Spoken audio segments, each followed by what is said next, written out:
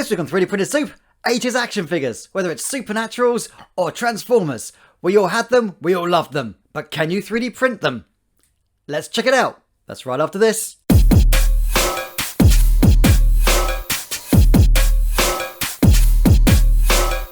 Hello fellow makers and welcome back to 3D Printed Soup. This week we are starting a month load of 3D printed action figures.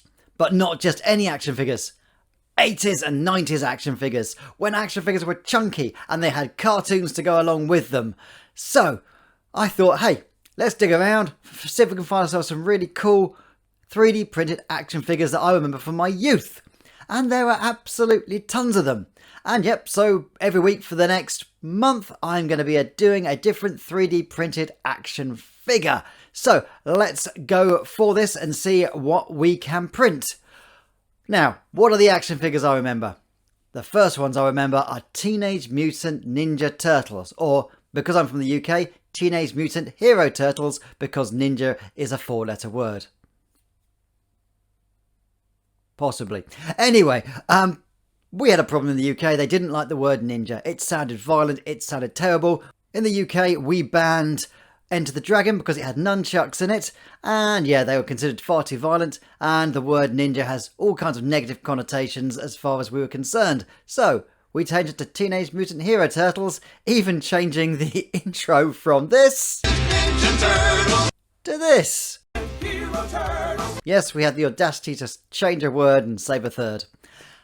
But I had a dig around and I found an awesome 3D printed RAPHAEL. Looks exactly like the early Teenage Mutant Ninja Turtles action figures. And we're going to have a look and see how this thing turns out. So, let's run the VT of the print and then we'll jump down to the table, put this thing together, give it a paint and see if we can't get some lovely late 80s, early 90s action figure goodness. Before we do, however, thanks to everyone who's liked and subscribed. There's thousands of you now. So, yep, let's continue our journey up to 4,000. If you haven't, then drag your cursor down, find the subscribe button, give that a click, and calabunga dude, you are now a member of the 3D Printed Turtles Action Figure Club. We don't have a badge or any kind of authentication, but you're part of the club and be happy with that. Let's print ourselves some action figures.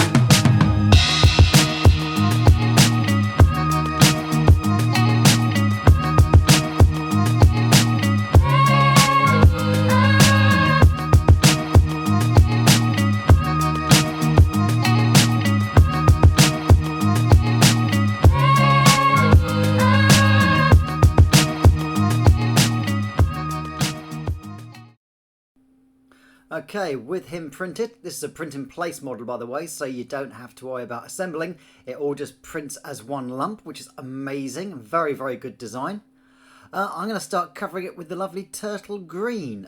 This is Warplock Green by Sistel Colour, and it comes on very, very nicely. I'm going to paint the front shell with a colour called Avalanche Sunset. It's a yellow, but it's slightly off yellow, so it gives it that nice sort of dark front shell which the original toy has. Just going around the edges. When you're painting the base colours, don't worry about going over each other. You can always wait for them to dry and then repaint anything you painted over. So yeah, get it right in there so you can fill in all the details later on and you can basically give it a nice tidy up. Your base layer is to basically cover everything in paint. Make sure there's no white bits left over. You can then neaten it up later. Right, then we've got the red mask, which is RAPHAEL's classic, and that is Mephiston Red.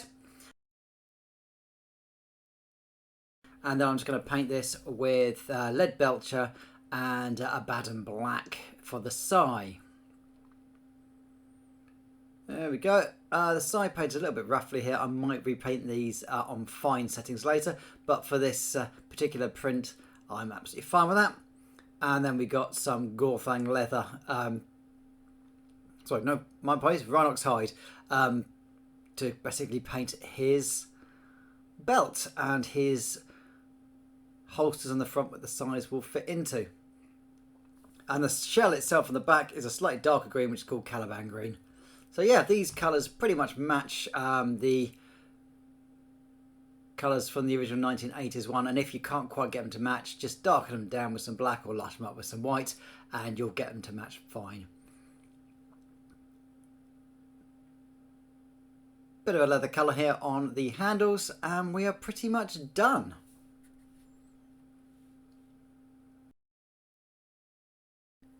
Just putting some pink in his mouth to cover his gums, and then once the gums have dried I will put some white on his teeth.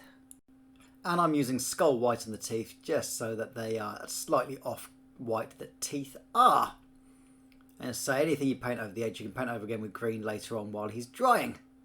Lovely set of gnashes there for Raphael for scarfing down all that righteous pizza. I'm sorry, I'll get my coat. And here he is in all his wonderful amphibian turtle glory. Okay, let's have a close look at him. Oh man, this little dude is awesome, to use a terrible word from the 90s. And yeah, he is 4 points of articulation. The head doesn't move. Then again, the head didn't move in the second one of the print run. I think the first ones that they released had rubber heads. The second ones had plastic heads and they were joined onto the bodies. But yeah, arms do the full 360. Legs go all the way forward and all the way back.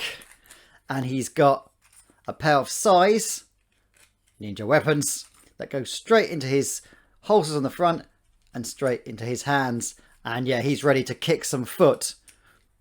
It was the 80s. But yes, this is lovely. And he painted up really, really well. Did a quick spray of filler primer on him. And then straight over it with some regular Citadel paints.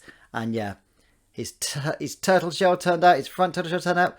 The green on here could do with maybe another couple of passes. But other than that, this guy is amazing. Hats off to the guy down here who designed this. I absolutely love his stuff. And I'll be doing another one of his prints next week. Spoiler alert, it's Winston from the real Ghostbusters. Not the real Ghostbusters, the real Ghostbusters. Oh, the 90s. Thanks for watching 3D Printed Soup. Stay happy, stay safe, keep printing.